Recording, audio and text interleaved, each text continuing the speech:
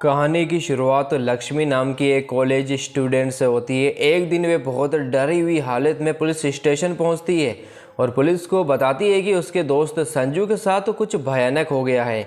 Police जब उससे पूरी बात पूछती है तब लक्ष्मी अतीत की सारी घटनाएं बताना शुरू करती है।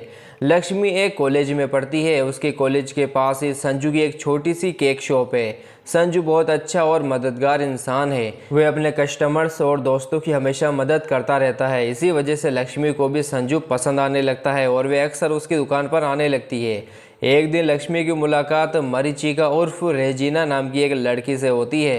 रेजिना बाहर से आई हुई होती है और उसे कुछ सामान खरीदने में परेशानी हो रही होती है। लक्ष्मी उसकी मदद करती है। रेजिना को लक्ष्मी का व्यवहार बहुत अच्छा लगता है, इसलिए वे उसका मोबाइल नंबर ले लेती है। धीरे धीरे दोनों के बीच अच्छी दोस्ती हो जाती है।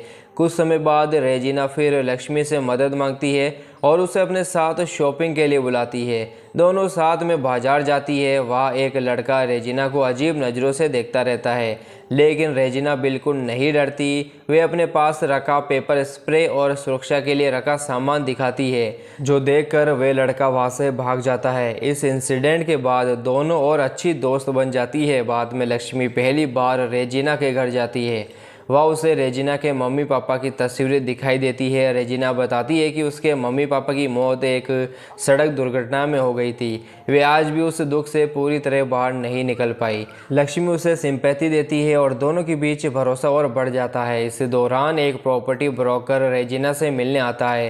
रेजिना के पास कई संपत्तियां होती है, कई प्रॉपर्टी होती है जिन्हें वे बेचने की सोच रही होती है, लेकिन वे अपने पिता की यादों से जुड़ा एक घर बेचना नहीं चाहती। ब्रोकर उसे मनाने की कोशिश करता है, लेकिन रेजिना अपने फैसले पर अड़ी रहती है। एक दिन दोनों साथ में खाना खाने का फैसला करती है। रेजिना को घर का खाना पसंद नहीं आता, इसलिए लक्ष्मी उसे संजू की केक शॉप पर ले जाती है। यहीं से कहानी एक नया मोड़ लेती है। संजू की मुलाकात पहली बार रेजिना से होती है। रेजिना को देखकर संजू काफ़ी ज़्यादा इम्प्रेस हो जाता है और उससे बातचीत करने लगता है। कुछ दिनों बाद रेजिना एक केक ऑर्डर करती है। आमतौर पर डिलीवरी के लिए संजू अपने असिस्टेंट को भेजता है, लेकिन इस बार वे खुद केक देने पहुंच जाता है। वहाँ वह रेजिना से काफ़ी देर तक बातें करता है। रेजिना को फील होता है कि संजू उसे फ्लर्ट करने की कोशिश कर रहा है। जब रेजिना ये बात लक्ष्मी को बताती है तो लक्ष्मी हैरान रह जाती है, क्योंकि वे खुद संजू से प्यार करती है, उसे पसंद करती है। अब उसे लगने लगता है कि संजू उसके बजाय रेजिना में दिलचस्पी लेने लगा है। ये बात उसे अंदर ही अंदर परेशान करने लगती है। इसके बाद संजू और रेजिना की मुलाकातें बढ़ने लगती है। एक दिन संजू रेजिना से एक आर्ट गैलरी में मिलता है। वहाँ दोनों साथ में समय बिताते हैं और काफ़ी बातें करते हैं। धीरे धीरे दोनों एक दूसरे के करीब आने लगते हैं। ये सब देखकर लक्ष्मी का दिल टूटने लगता है। संजू रेजिना की हर तरह से मदद करने की कोशिश करता है। एक बार प्रॉपर्टी के कागजात से जुड़ा एक मामला फंस जाता है। ब्रोकर पहले कुछ और पैसे बताता है और बाद में ज़्यादा पैसे मांगने लगता है। तभी संजू वहां पहुंचकर अपनी पहचान और जान पहचान का इस्तेमाल करके मामला सुलझा देता है। इससे रेजिना उसके और करीब आ जाती है। अब कहानी में एक लव ट्रायंगल बन जाता है। एक तरफ लक्ष्मी है जो संजू से प्यार करती है, दूसरी तरफ रेजिना है जिसके करीब संजू आता जा रहा है, और तीसरी तरफ खुद संजू है जो रेजिना में दिलचस्पी लेने लगता है। यही से फिल्म में लगातार सस्पेंस और ट्विस्ट शुरू होते हैं। रिश्तों में गलतफहमियां पैदा होने लगती है। कुछ ऐसे रहस्य सामने आते हैं जिनके बारे में आप बिल्कुल भी नहीं सोच पाओगे। कहानी धीरे धीरे एक साधारण प्रेम कहानी से निकलकर मर्डर मिस्ट्री और सस्पेंस थ्रिलर में बदल जाती है। शुरुआत में जो इंसिडेंट लक्ष्मी ने देखा था और जिसकी वजह से वे पुलिस स्टेशन में पहुंची थी, उसका कनेक्शन भी इन्हीं किरदारों से जुड़ा होता है। जैसे जैसे कहानी आगे बढ़ती है वैसे वैसे कई चौंकाने वाले राज खुलते हैं। हर नए मोड़ पर ऑडियंस को लगता है कि अब सच सामने आ गया है, लेकिन तभी एक नया ट्विस्ट कहानी को पूरी तरह बदल देता है। लक्ष्मी पहले से ही समझाने की कोशिश कर रही होती है कि संजू और रेजिना के बीच जो भी गलतफहमी हो रही है वो सही नहीं है, लेकिन धीरे धीरे हालात और बिगड़ जाते हैं। संजू को भी अब लगने लगता है कि रेजिना उससे सच्चा प्यार नहीं करती, बल्कि उसके पीछे कोई और वजह हो सकती है। वहीं दूसरी तरफ रेजिना को भी लगता है कि संजू उसे पूरी तरह समझ नहीं पा रहा है। दोनों के बीच शक और गलतफहमी बढ़ती जाती है। इसी बीच रेजिना एक बड़ा कदम उठाती है। वह संजू के करीब और ज़्यादा आने लगती है और दोनों के बीच रिलेशन गहरा होता जाता है। लेकिन लक्ष्मी अंदर ही अंदर टूटती जा रही होती है क्योंकि वे दोनों को अलग होते हुए नहीं देख पा रही होती है। फिर कहानी में एक बड़ा मोड़ आता है। रेजिना असल में वैसा नहीं होती है जैसा कि वो दिखती है। वे अपने आप को बहुत अमीर और बड़ी फैमिली से दिखाती है, लेकिन सच्चाई कुछ और ही होती है। लक्ष्मी को धीरे धीरे ये बात समझ आने लगती है कि रेजिना कुछ छिपा रही है। लक्ष्मी तुरंत संजू को सब कुछ बताने की कोशिश करती है, लेकिन संजू उस पर भरोसा नहीं करता। उसे लगता है कि लक्ष्मी जलन की वजह से, जेलसी की वजह से ये सब कर रही है। उस दौरान रेजिना संजू पर प्रेशर डालती है कि वे उससे शादी कर ले और उसके साथ हनीमून पर चले। संजू थोड़ा परेशान होता है, लेकिन वह सीधे मना नहीं कर पाता। हनीमून के लिए जब दोनों निकलते हैं तभी रास्ते में लक्ष्मी उनका पीछा करती है ताकि सच सामने ला सके। लेकिन तभी रेजिना का असली प्लान सामने आता है। रेजिना और संजू के कुछ पुराने दोस्त अचानक उनके खिलाफ हो जाते हैं और संजू को धोखा देते हैं। वे उसे घेर लेते हैं और उससे कुछ कागजों पर साइन करवाने की कोशिश करते हैं। उनका मकसद संजू की प्रॉपर्टी और बिजनेस पर कब्जा करना होता है। जब संजू मना करता है तो रेजिना खुद सामने आकर काफ़ी हिंसक हो जाती है। वे पेपर स्प्रे और हमला करके संजू को घायल कर देती है और सब कुछ अपने कंट्रोल में लेने की कोशिश करती है। लेकिन तभी लक्ष्मी वहां पहुंच जाती है और पूरा सीन देखकर शॉक हो जाती है। अब उसे समझ आ जाता है कि असली विलन कौन है। लक्ष्मी पुलिस को बुलाती है और पूरी सच्चाई सामने लाने की कोशिश करती है, लेकिन कहानी अभी ख़त्म नहीं होती क्योंकि रेजिना और उसके लोग आसानी से हार मानने वाले नहीं होते।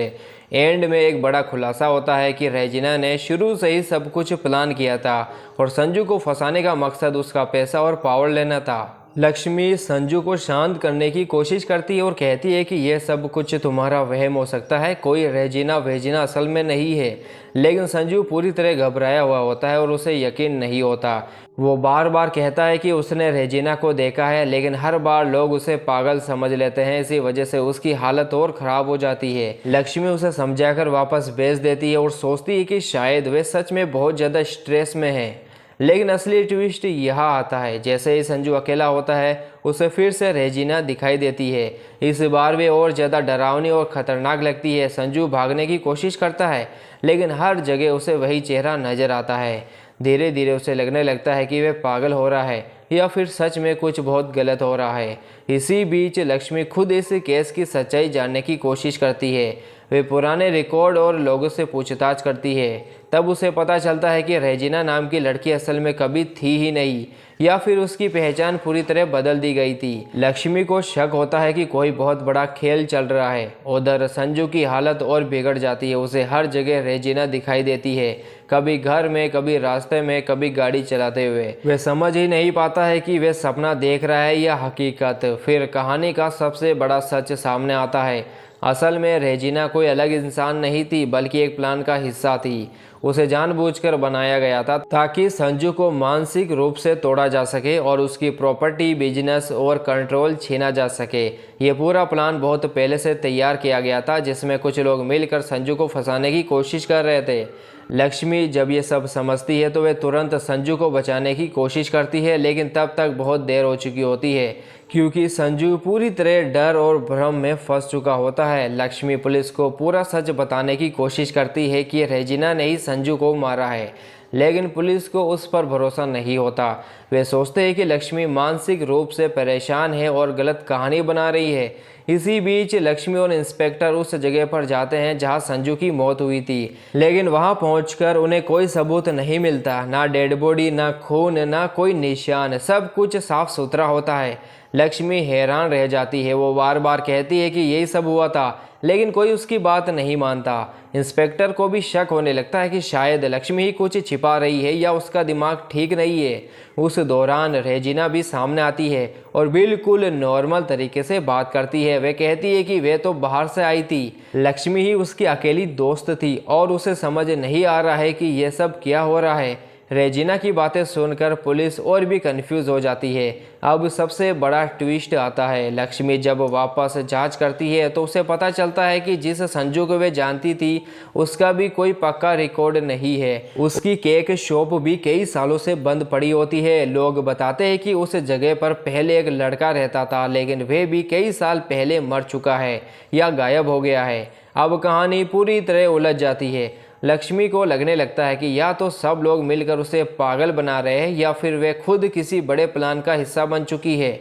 फिर असली सच्चाई सामने आती है। दरअसल रेजिना असली इंसान नहीं थी, बल्कि एक सोची समझी प्लानिंग का हिस्सा थी। वे किसी एक व्यक्ति या ग्रुप की बनाई हुई पहचान थी जिसका मकसद संजू और लक्ष्मी दोनों को मानसिक रूप से तोड़ना था और उनके साथ बड़ा खेल खेलना था। संजू को पहले ही मार दिया गया था, लेकिन उसकी मौत को छिपाने के लिए पूरी कहानी को इल्यूजन यानी भ्रम में बदल दिया गया। लक्ष्मी को जानबूझकर ऐसे हालात में डाला गया ताकि वे खुद अपनी बात पर शक करने लगे और पुलिस भी उसे पागल समझ ले। रेजिना और उसके पीछे जो लोग थे उन्होंने मिलकर ये पूरा खेल रचा था ताकि कोई सच तक पहुंच ही ना सके। क्लाइमैक्स में पुलिस को भी ये समझ आता है कि मामला बहुत बड़ा और प्लानिंग वाला था, लेकिन तब तक असली लोग जो इसके पीछे थे वहां से भाग चुके होते हैं। एंड में केस अधूरा रह जाता है, ना पूरी तरह सच सामने आता है, ना ही सभी आरोपी पकड़े जाते हैं और लक्ष्मी अकेली रह जाती है, ये सोचते हुए कि उसने जो देखा था वह सच था या सिर्फ एक बड़ा मानसिक खेल यानी कि मेंटल गेम। देखिए दोस्तों, जो चीज़ हमें दिखती है वह हमेशा सच नहीं होती। जब रिश्तों में शक, जलन और गलतफहमियां बढ़ जाती है तो इंसान अपने दिमाग में ही एक अलग सच्चाई बना लेता है। कई बार लोग सच को नहीं बल्कि अपने डर और इमोशंस को सच मान लेते हैं। साथ ही मूवी में ये भी दिखाया गया है कि लालच, धोखा और प्लानिंग से सच को कुछ समय के लिए छिपाया जा सकता है, लेकिन पूरी तरह खत्म नहीं किया जा सकता। सच हमेशा सामने आता है, लेकिन उसे समझने के लिए दिमाग नहीं, पेशेंस यानी धैर्य और सही नज़रिया चाहिए।